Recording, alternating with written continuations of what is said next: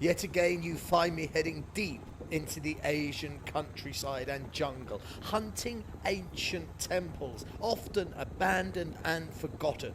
The road is littered with landmines, the jungle festooned with venomous snakes. But the ancient sites you and I will visit are simply breathtaking.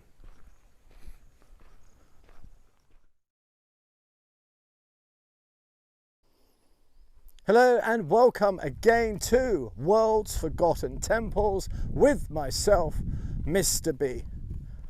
This giant that stands behind me is called Bakan.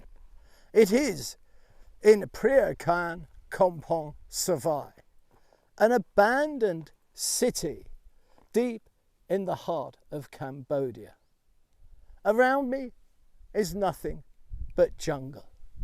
And I have been here for 3 days. I have not seen a solitary person apart from a small handful of locals. So why is this? Why is there such tremendous temples as this? And there's many more that are hidden, dotted in the jungle, that are so difficult to find. You have to fight yourself through scrubland. I myself have employed a police officer to get me to those sites because it's exceedingly dangerous if you get lost out there. And it's not just the snakes and the jungle that's out to get you, because the jungle is a vicious environment. There's also landmines, because this area was also occupied by the Khmer Rouge, and it's well known that there are landmines still out there. But that still doesn't really explain as to why this entire ancient city is empty, apart from myself and a few locals. Well, the reason is getting here is so unbelievably awful. The road that comes in, I mean, I've got hours and hours of tarmac, but then there's 2+ hours of the worst road I've ever seen in Cambodia. It literally pounds your spine 1,000 times and 1,000 more. My back is killing me. So it's not very accessible, and it's far, far off the beaten track. But guess what? That's what I love. To have an ancient city as majestic as this. And I've got it all to myself. Here is the central temple of this ancient abandoned city. But before we go through the central doorway there, I quickly want to show you as to how impressive this site is.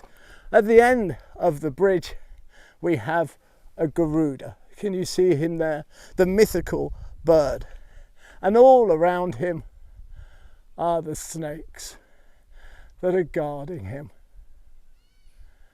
That alone is a fantastic piece of work, worthy of any museum in any city. But it is down below we need to go, which was once. That happens quite a lot, you know. Right, up we get.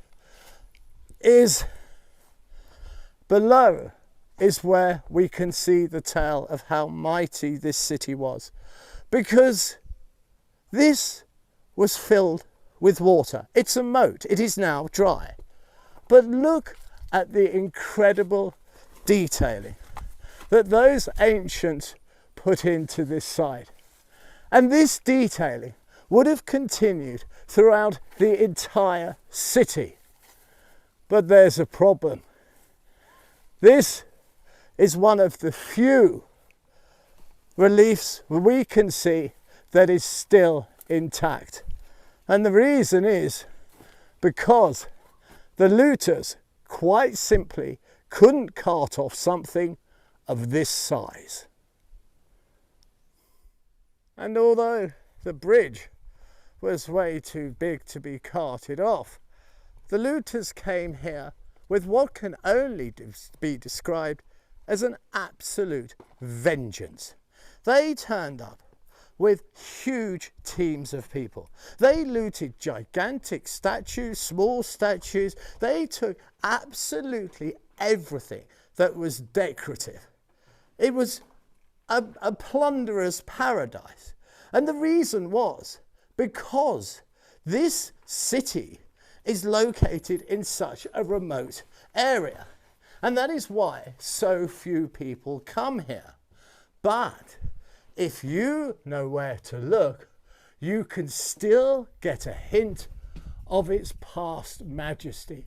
I mean, just look at the detailing on this. Yes, the god has been taken from the center there, but there are still hints of its once mighty glory.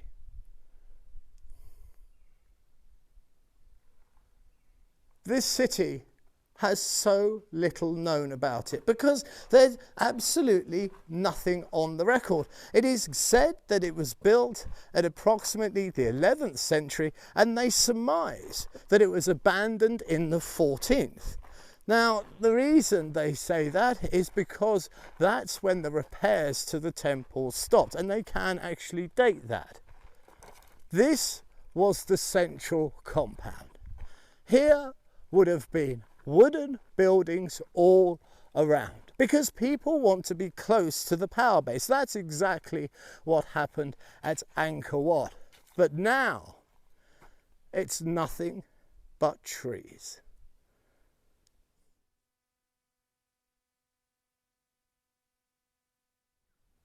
This, to all the world, looks like a beautiful ornate temple, and it may be. But my guess is this is in fact a rest house, because I've seen a building many hundreds of miles from here that's absolutely identical in every single way in Bengmalia. So this, even this beautiful ornate roof with its beautiful curves and undulating stonework, could well be a rest house, a place the weary traveller would stay. And you know those looters I mentioned and how merciless they were? Well, this is what you see all the time. The faces have been quite simply bashed off and with little care. And it's, as I say, it's repeated over and over again. So imagine the joy when one can just take a few steps and see such a resplendent lady still in her original majesty. Here at the top of the stairway, we enter into the central complex. Now, I've not walked through here because I want, these things to be a discovery. You and I. And then, gauge my reaction. So often I walk into temples and go, wow. And I mean it. There's nothing, I never do these things for clicks. I just don't. I don't have enough viewers for starters. I do this for the pure love of it, the passion of it, to discover what lays round the next bend. And this, unfortunately, is what I thought would lay round the next bend. It is quite simply a debris field of masonry, both right and of left. You see, there's just not the funding. People don't come here. There are calls, though, that UNESCO is being asked to consider this site a World Heritage Site, and it should be. The work they've done at Angkor Wat is quite simply magnificent, and the whole world gets involved, and I find that very heartwarming. The Australians, the French, the Indians have done great work, as have the British and the Germans.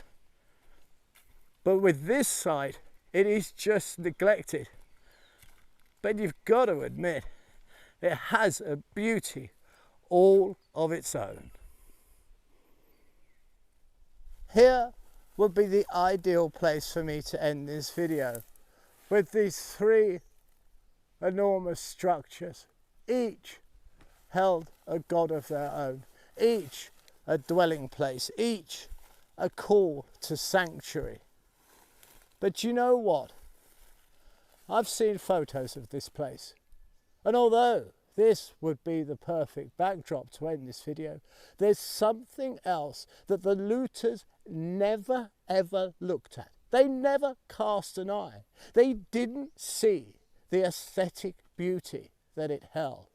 But for me, it absolutely fascinates me. And you'll probably disagree with me. And I have no idea why I feel the way I do. But allow me to show you what to me is the most impressive piece of this entire complex. And it is this wall. I just don't know why. When I saw it, it just provoked all these echoes of a secret garden. Now, it was a fantastic child's book by that name. But there's something about this wall that just absolutely enamors me. Maybe it's its unbelievable precision. Maybe it's its might. Maybe it's the enormity of it, because it goes on and on. I've driven round it, and it is huge in length as well as height. Now bear in mind, I'm up on a step here. I should be down here, for this is ground level. It's like two enormous giant arms that are encompassing the whole temple complex, reassuring it, saying it's all going to be okay. The bad men have gone. Now we can look forward to a brighter future. And I know, with a hint of sadness, that this site isn't going to be this overgrown site that I'm walking around with debris all about and nobody here, and it's all just for me.